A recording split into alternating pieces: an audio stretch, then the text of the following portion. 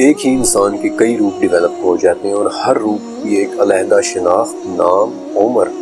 یہاں تک کہ ہر روپ کی اپنی اتنی الگ آواز بھی ہو سکتی ہے۔ اس بیماری میں ہر روپ ایک آلٹر کہلاتا ہے، اور ایک آلٹر سے دوسرے آلٹر میں بدلنے کے عمل کو سوئچ کرنا کہتے ہیں۔ جب کبھی اس کیفیت کا مریض ایک آلٹر سے دوسرے آلٹر میں سوئچ کرتا ہے تو اس وقت اس کی اپنی شخصیت، جسے ہوسٹ کہتے ہیں، وہ بالکل ختم ہو جاتی ہے، اور اس کا آلٹر ہی اس کی شخصیت پر مکمل طریقے سے غالب آ جاتا ہے، اور یہی وہ کیفیت ہے جسے ہم اکثر جن کے حاوی ہو جانے سے منسوب کر دیتے ہیں۔ اور ایک عام شخص کے لیے اس کنڈیشن کو فوراً جن کا قبضہ سمجھ لینا کوئی عجیب بات نہیں ہے، کیونکہ کسی بھی ایک آلٹر میں ہوسٹ کی کیفیت اتنی عجیب ہو جاتی ہے کہ کبھی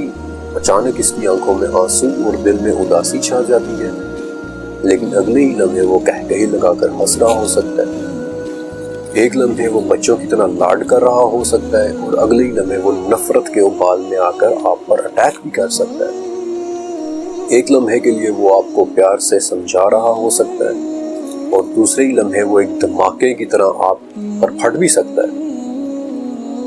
میرے خیال میں اگر آپ بھی DID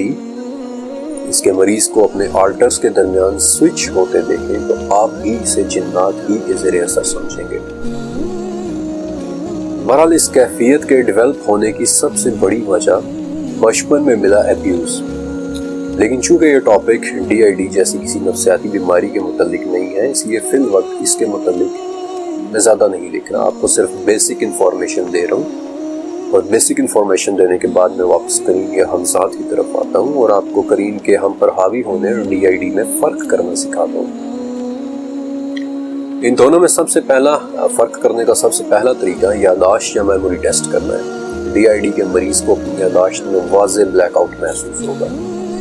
یعنی اس کی پچھلے چند گھنٹوں کی یادداشت کا ایک بڑا حصہ غائب ہو جائے گا، کیونکہ ایک آلٹر دوسرے آلٹر کی یادداشت کو محفوظ نہیں کر سکتا۔ لیکن اگر آپ کا ہمساد یا کرین آپ کے دل میں خیالات پر خیالات ڈالے چلا جا رہا ہے تو وہ سب کچھ آپ کی یادداشت میں محفوظ رہے گا۔ دوسرا طریقہ آواز میں بدلاؤ کو آبزرو کرنا ہے۔ حالانکہ ایسا ہمیشہ نہیں ہوتا، لیکن پھر بھی DID میں مبتلا شخص کی آواز بدل جاتی ہے، اور اگرچہ ایسی رپورٹس کم ہیں لیکن پھر بھی موجود ہیں کہ جن میں DID کا ہوسٹ ایک ہی وقت میں 2 مختلف آوازوں میں بول رہا ہوتا ہے۔ اب یہ بات سننے میں بڑی حیرت انگیز ہے، لیکن یہ ناممکن نہیں ہے، اٹس ناٹ امپاسبل، کیونکہ ہمارے گلے سے نکلنے والی آواز 8 سے 10 مختلف نوٹس پر مشتمل ہوتی ہے، جن میں سے ہر نوٹ ہارمونک کہلاتا ہے، اور یہ تمام ہارمونکس مل کر ہماری آواز کو تشکیل دیتے ہیں۔ اب DID کے مریض کے ایک آلٹر کی آواز بچوں کی طرح بھی ہو سکتی ہے، اور دوسرے آلٹر کی آواز ایک مرد جیسی،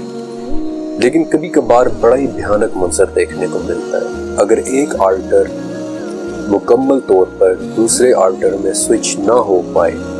تو نتیجہ بڑی خوفناک شکل میں نکلتا ہے کہ ہوسٹ ایک ہی وقت میں مرد اور بچے دونوں کی آوازوں میں بول رہا ہوتا ہے۔ ایسا اس لیے کہ اس وقت ہوسٹ کے تمام ہارمونکس ایک دوسرے سے بالکل علیحدہ ہو چکے ہوتے ہیں،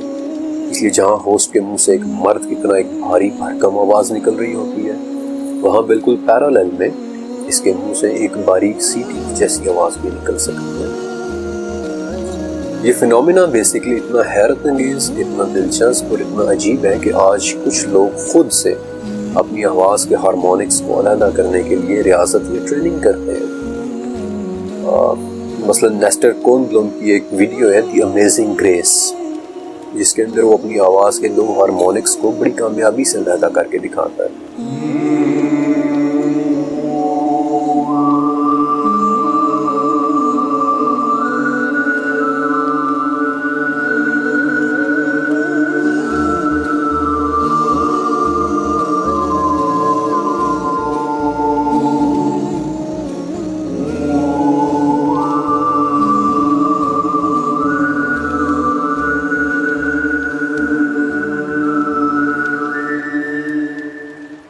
لیکن اگر آپ امیجن کریں کہ ایک